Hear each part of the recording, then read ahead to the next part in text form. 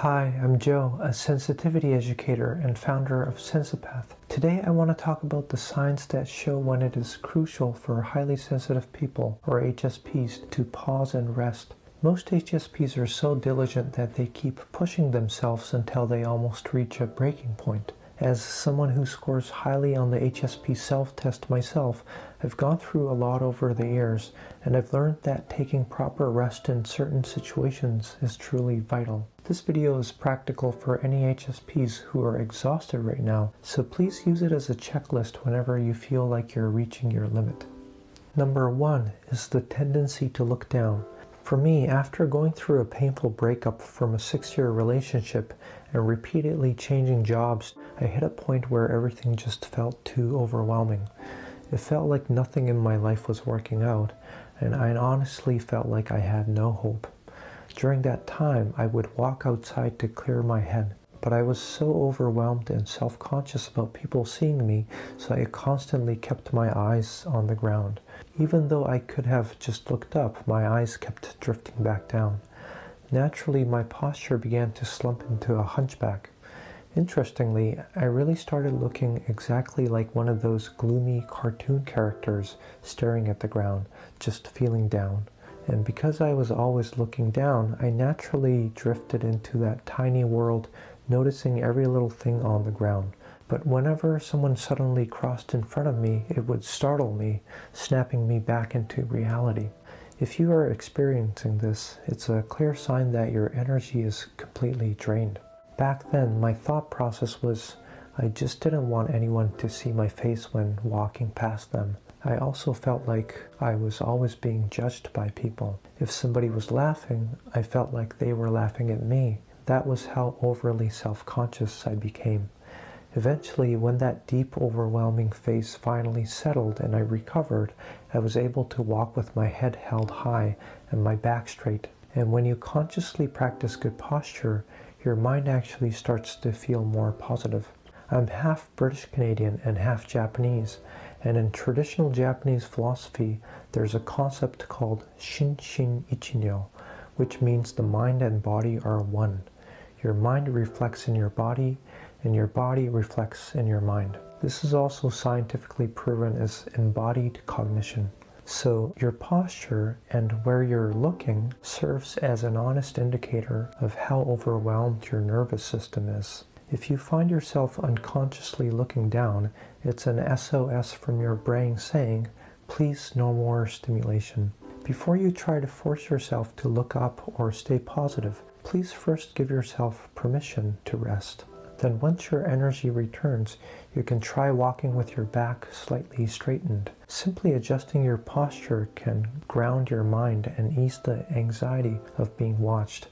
But that's only after you have sufficiently rested. For now, I hope you can simply admit the deep exhaustion that's keeping your head down and just let yourself rest and recover first. Number 2 is sighing without realizing it. I still catch myself doing this from time to time. When you are carrying deep worries, you naturally tend to sigh a lot more. And the frequency of these sighs is what we really need to look at. Once or twice a day is completely fine. But if you're sighing at every little thing, and especially if you're doing it unconsciously, it's a sign that your nervous system is reaching its limit. For me, it usually happens when multiple things are not going well, when there's tension or conflict in relationships, or when I face a problem that's difficult to handle on my own. If the stress is temporary, like an upcoming job interview, you can manage it by preparing and practicing. Because there is a clear reason for your exhaustion, the gradual increase in sighing still makes sense. However, if you are constantly sighing without a clear immediate cause, it's a strong sign that your mental battery is deeply running low. So if you were not sighing like that until recently, but now you catch yourself doing it a lot, or if you spend more time lying down, staring at the ceiling, and letting out heavy breaths, I want you to pause and notice these changes. If that's the case, it really shows you are deeply drained.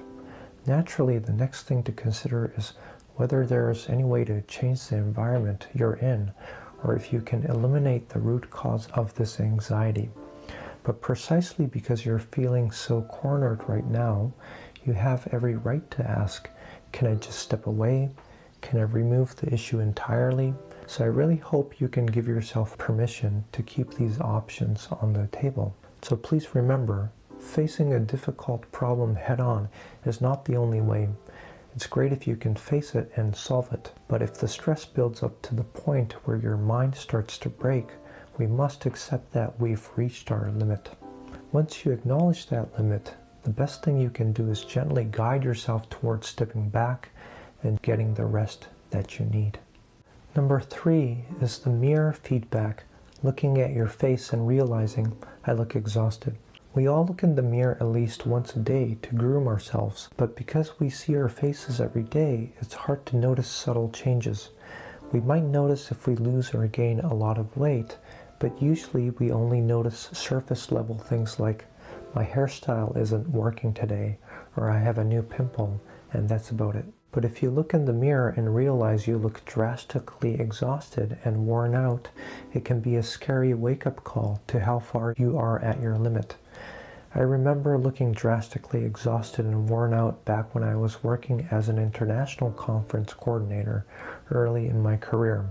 It was a brutally demanding job. There were days I had to work from 7 a.m. to 11 p.m.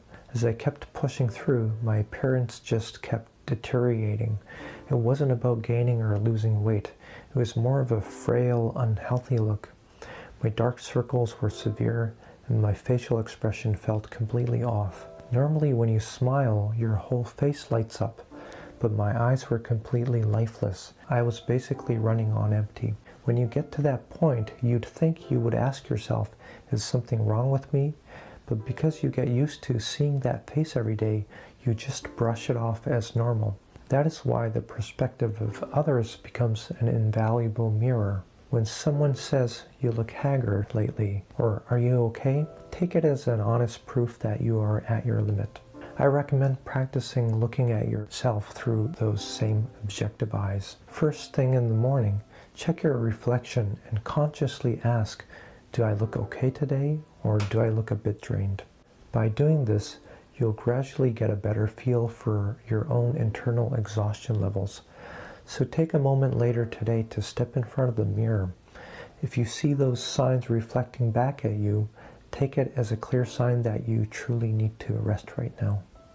Number 4 is holding your head in your hands. It happens when you are feeling completely trapped. I've been there more times than I can count. Whenever I found myself holding my head, I was facing an issue that felt totally stuck with no way out. The clearest example for me was during the years I struggled to find a place where I belonged, moving from one job to another. I knew I couldn't keep going like this, so I'd look for jobs, but every single one seemed impossible for me to do. Everyone else around me seemed to be working hard and doing just fine, and I'd naturally compare myself to them and feel like I was a failure. But no matter how hard I thought about it, I couldn't find any answer. And that's why I'd end up holding my head even more.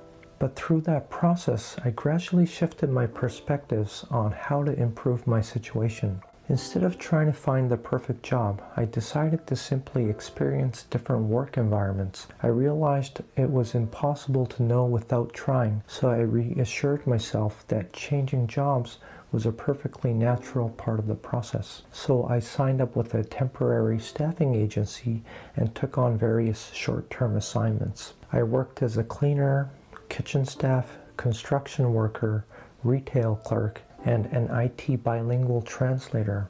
By experiencing these different workplaces, I was slowly gathering raw data on what drained my senses and which environments allowed my natural traits to thrive. Eventually, I realized that my HSP trait, the ability to naturally pick up on people's emotions and intentions, made me well suited for translating. After that, I secured long-term contracts and spent about 10 years in total working as a Japanese English translator. I still had worries at work from time to time, but it wasn't to the point of holding my head in deep distress. I was able to work with a grounded mindset of, if things go wrong, I'll just bite the bullet, talk to my boss and see what happens, or kind of a Zen mindset of, things will just unfold. But bringing it all back to where we started, if you find yourself holding your head like that, please recognize it as a sign that you are facing something far too heavy to carry on your own.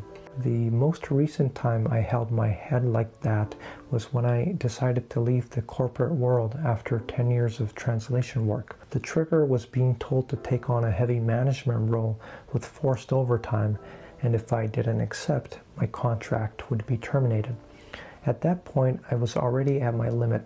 Taking on too much work had left me with chronic dizziness that disrupted my daily life. Going through that made me realize I couldn't keep living this way. So from around that time, I made it my absolute priority to never push myself to that point again. So when they offered me that management role, I knew instantly that the stress would completely break my mental health. At the time, I was also running my own business on the side and planning to go independent, but I wasn't entirely confident I could make a living on my own just yet. My plan was to keep doing both for about another 2 years to save up before making the transition. But with that timeline suddenly forced upon me, I spent weeks stuck in that holding my head state, completely paralyzed, thinking, I don't know what to do. In the end, I consulted a trusted friend a few times and made up my mind to just give independence a try for 2 years, and I've been running my own business ever since, although it's definitely not been an easy ride. So as another important approach, I know it's difficult, but acknowledging your limit and finding the courage to reach out to somebody can be a powerful way to find a way forward. Opening up can clear the way for others to support you in unexpected ways. And sometimes just hearing somebody else say it's okay to rest gives you the gentle permission you didn't realize you needed all along. So when you're stuck in that place, the answer rarely comes from just staying in your own head. I know relying on others is hard, but I really hope you can give it a try.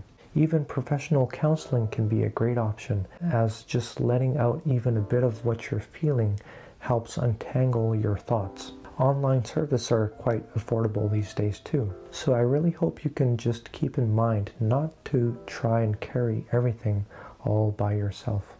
And finally, number 5 is feeling anxiously rushed.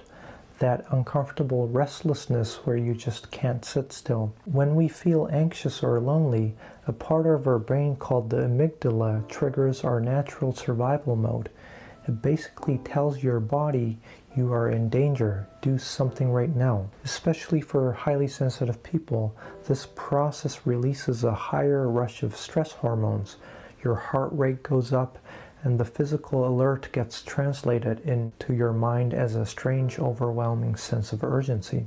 In my experience, I felt this intense, restless anxiety when I went through a breakup with my long-term partner. We had talked about marriage, but in the end, things just didn't work out. Along with a sudden sense of freedom, I felt this intense pressure to find somebody new right away. I also felt a strong urge to completely change who I was. So what I did was I became obsessed with hitting the gym. I immediately went to the hair salon to change my style, bought around 10 new outfits at once, and also started meeting women on dating apps. I rushed into a new relationship, but I wasn't clear-headed enough to make it work. We ended up breaking up, and I felt bad that it didn't last. But thankfully, things settled down and we were able to become good friends in the end. The reality is taking action out of urgency usually backfires. It only gives you more reasons to blame yourself later. So when you feel rushed, the first step is to realize that your anxiety is what's driving you. And to quiet that urgency, you simply need to rest first. Resting can be tricky because there are so many ways to approach it, but the best place to start is with your physical body. Getting plenty of sleep to reset your nervous system. After that, if you still feel a strong urge to take action, I recommend keeping it to things you can handle entirely on your own, things that don't involve other people. For example, going to the gym obsessively or buying new clothes a bit more than usual, as I mentioned earlier, doesn't affect anyone else negatively.